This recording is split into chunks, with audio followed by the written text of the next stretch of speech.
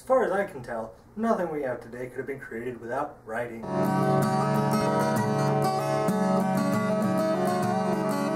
Writing basically began as accounting, and this kind of makes sense. If I sell you 40 goats for 20 cattle, I'm going to want a permanent record of that transaction just in case. Now, we hold somebody's word in high esteem even today.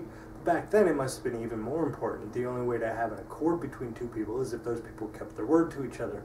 If you told somebody you were going to do something, you did it. If you made a promise to somebody, you kept it. Without trust, nothing could be created between two people. So a person's word was, in every practical sense, their bond. But then along comes the wheel and the horse and the sailing, and suddenly you have the opportunity to sell your wares further abroad than the 100 or so people who happen to live in your village. Commerce was born. But how are you going to be able to converse with people who happen to live so far away? Good Lord, that's like 60 miles away. Sure, you can meander your way over there, take along a few pack animals, load up your stuff, and hope like how somebody buys it. On the other hand, you could go there alone, which is quicker, easier, and a whole lot less risky. I mean, sure, if you die in the waste between cities, that kind of sucks, but at least your son has all he needs to continue the business. But what if you load up all of your stuff and then die on the road? What's your son going to do then? How's he going to carry on? Sure, that would complicate things a little bit because you'd have to go there, make the agreement, head back home, load up all your stuff, go to that other town again, execute the transaction, and then go back home once more. And a number of things could go wrong. What if by the time you got to that other village with all your stuff, your customer would have bought everything he needs from somebody else? What a jerk. Maybe the person you bought stuff from isn't trustworthy. A man's word is certainly his bond, but if that man lives miles away or worse, travels all the time, who's to say his word is worth anything? I mean, we live here in and we believe in Na, but then people over there in Iraq, they believe in Inanna. Crazy bastards could get up to anything. But what if I made a contract with them? I could draw the head of a cow on like 20 pieces of clay, and then like the head of a goat on another 40 pieces of clay, and I could put all those pieces of clay into a big sort of like clay envelope, which would act kind of like a seal, and then, you know, I could include that with my goats when I send them out to them. And, you know, if there's any sort of a dispute, we can break open the seal and see exactly what was traded. That way, if that shyster does try and cheat me, I can say, aha, I have a record of his words. He promised me 20 cattle and he only gave me 18. The written word is a way of enforcing trust. So I guess that makes suing the pants off somebody a good thing? Now, writing would make things a whole lot simpler. Heck, I could just send out servants. They'd go out and look for prospective buyers, come back with the contract, and all I would have to do is sit at home and make sure I had enough supplies to fulfill the contract. Awesome. Now, that's pretty easy to conceptualize. Everybody likes making money, or cows, as the case may be. And as these newfangled cities started popping up, you'd want to trade with the people in these cities, not the least because they have a whole bunch of stuff to trade, including stuff you've never seen before, and so you'd want to have a system in place that would ensure that trades were done fairly. But what about more abstract concepts? You know, sure, eventually the markings for cow would go from a clear depiction to a stylized depiction to a basic depiction, which could then be used for the abstract concept of cow.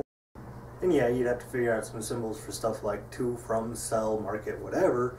At some point, somebody had to realize they could take other words and put them into the clay. Now, that had to be a bit mind-blowing. Let's say you're sitting around listening to some elder drone on and on about some story or other, something about On and Key sexing each other up, and Enlil raping Ninlil, something about the underworld, whatever.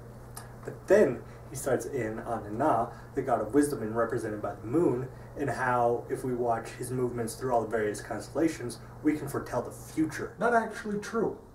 Now, suddenly you're interested because before TV there wasn't a whole lot to do besides drink and die of disease. The sky is pretty much the most interesting thing you know about. So you want to remember what the old geezer is saying so that way you can turn around and tell your kids about it.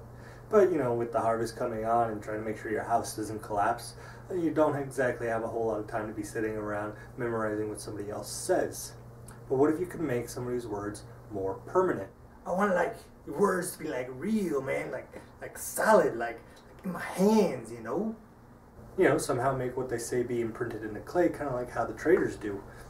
That way all you'd have to do is sit and listen once, then you could go about your business. And when it came time to teach your children about stuff, or if you just wanted to shut them up long enough so that they'll go to sleep, all you have to do is read from the clay. And that's how Nana allows us to see the future.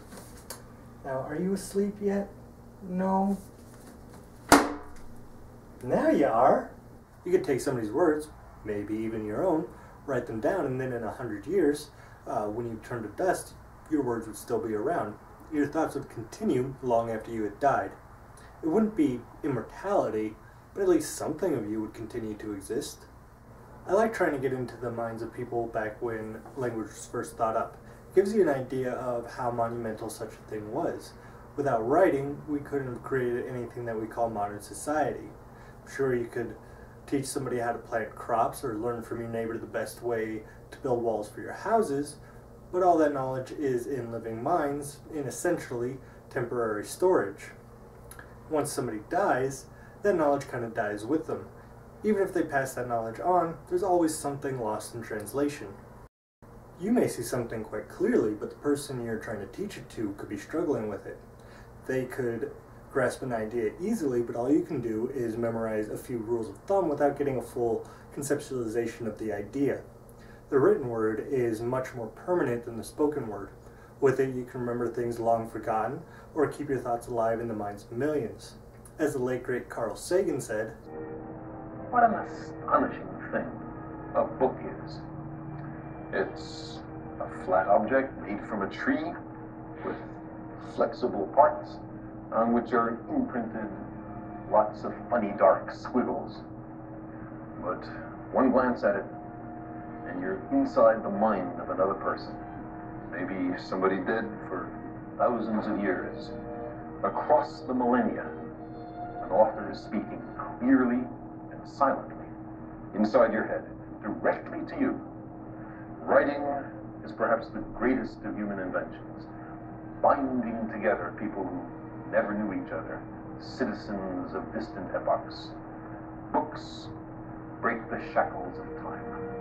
A book is proof that humans are capable of working magic." Well, thanks for watching. I got some stuff down below, not as much as usual because oddly enough, a lot of the resources for this are offline. So if you want to find out more about the advent of writing, you're going to have to go old school and hit up a library.